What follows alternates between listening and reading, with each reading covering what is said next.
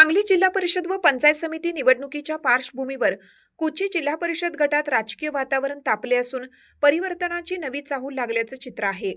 या गटातून दादासाहेब कोळेकर यांनी जिल्हा परिषद निवडणूक रिंगणात उडी घेतल्याने निवडणूक लढतीला वेगळे परिणाम प्राप्त झाले आहेत। तासगाव कवटेमहांकाळ विधानसभा मतदारसंघाचे विद्यमान आमदार रोहित पाटील यांच्या मार्गदर्शनाखाली तसेच जिल्हा बँकेचे संचालक सुरेश भाऊ पाटील यांच्या नेतृत्वाखालील कुची गटाच्या सर्वांगीण विकासाचा संकल्प मांडण्यात आला।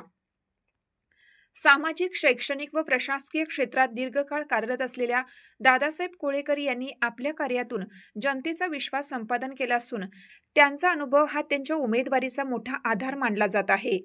कवटेमहांकाळ पंचायत समितीचे माजी उपसभापती तसेच कृषी उत्पन्न बाजार समितीचे माजी सभापती म्हणून त्यांनी विविध लोकहिताची कामे मार्गी लावली आहेत। विकासाभिमुख कामकाज, योजनांची प्रभावी अंमलबजावणी आणि प्रशासनाशी समन्वय साधण्याचा अनुभव त्यांच्या कार्यातून दिसून येतो।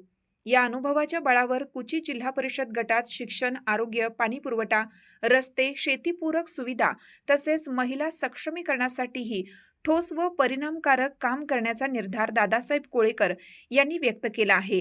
संपूर्ण तालुक्याच्या सर्वांगीण विकासासाठी जनतेने पाठिंबा द्यावा व सेवा करण्याची संधी द्यावी असे आवाहन त्यांनी केले आहे। कवटेमहांकाळ वार्ता न्यूजसाठी मुख्य संपादक जगन्नाथ सकट।